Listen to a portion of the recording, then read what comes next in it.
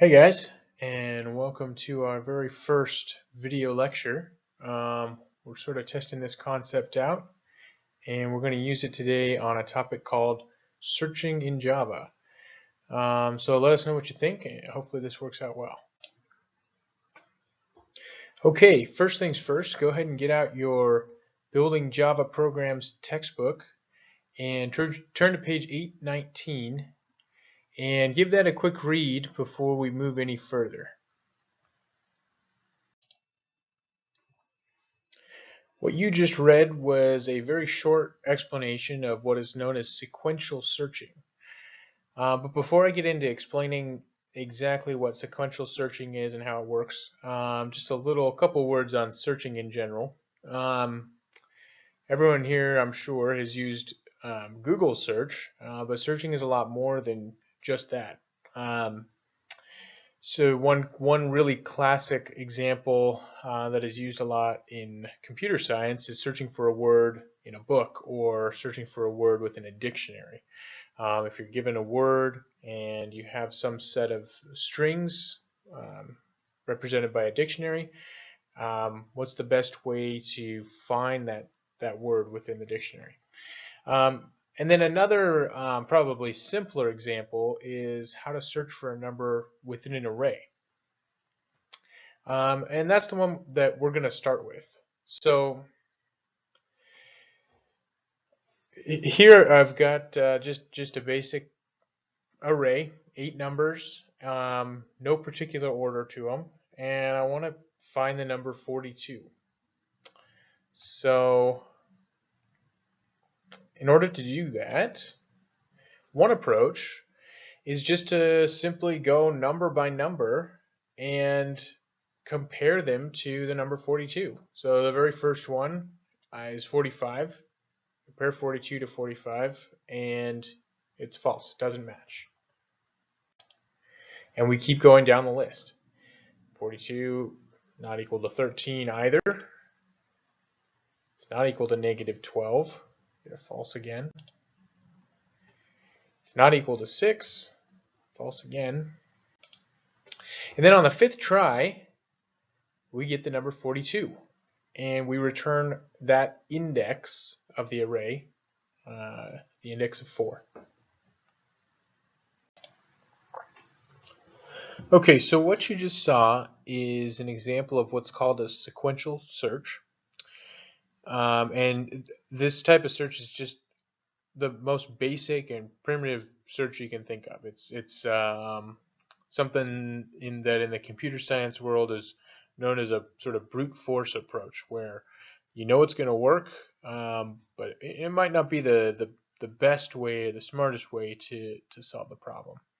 And just note that it took us 5 tries to find the number that we were looking for.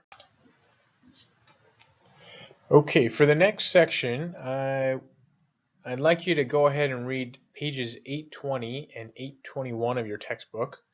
And on 821, you can stop when you get to the paragraph at the bottom where it says, if you're using a list such as an array list, and so on and so forth.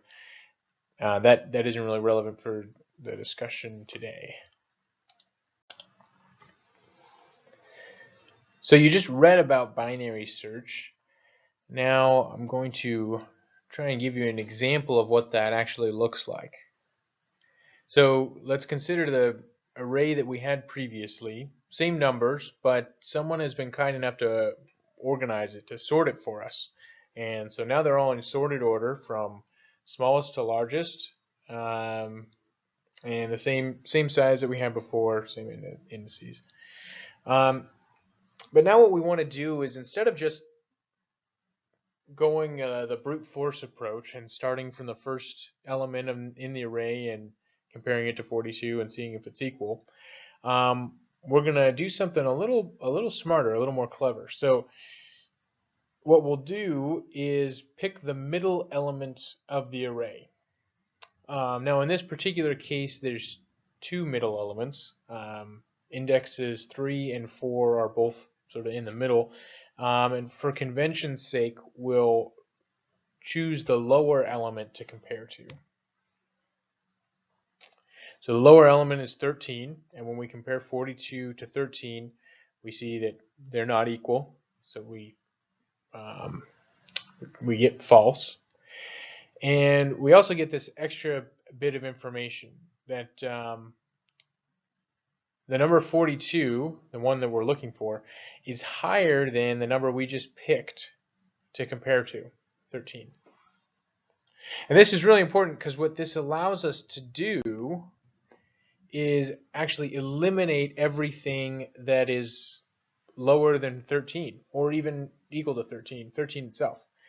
Um, because we know that the array is sorted, we know that everything's in sequential order already, and because we know that 13 is lower than the number that we're looking for, we can eliminate everything that includes or is lower than that number we just looked at. So what this leaves us with is a much smaller array, an array that's half the size of the one before. So we had 8 numbers before, now we only have 4. And we're going to perform the same operation again. So before we looked at the middle number, and we picked the lower of the 2 middle numbers by convention, so we're going to do the same thing. This time the middle numbers are at indexes 5 and 6, so we'll pick index 5. And we'll compare 42 to the number at index 5, which is 45. Again, they're not the same, so we get a false, but we also get this extra piece of information. The number we're looking for is lower than the number 45. So again, we get to eliminate anything that's higher than the number 45, including the number 45 itself. And now we have an array of size 1. And now our problem becomes very simple. We have an array of size 1. We're going to compare our number 42 to that array. And we find that, what do you know? We've got our number. And it's true, and we return that index now, number 4. And which is pretty cool, because we just did that without having to look at every single element in the array, right? We sort of got smart about it. Now again, we did have to have a sorted array, but we'll talk more about that later on. Okay, so what you just saw is an example of how arrays.binary search works, and I should have read a little bit about that in your book, and you'll be practicing that a little bit in the future as well. So this is sort of the smart approach as compared to sequential search. And we can see that, remember I told you to remember that sequential search took 5 tries. Well, binary search only took 3 tries. Now, of course, it's possible that sequential search could take 1 try if you just happen to, the number you were looking for happened to be the very first index in the array. But that likelihood is pretty low, and especially when we're dealing with very, very large arrays of numbers, say in the millions long, binary search comes in really handy because it starts to break down that array and make it much smaller very quickly. Okay, so just a little recap. Searching is very useful to us. It has applications beyond just the most obvious one of Google. And there's 2 primary kinds of searches, sequential and binary.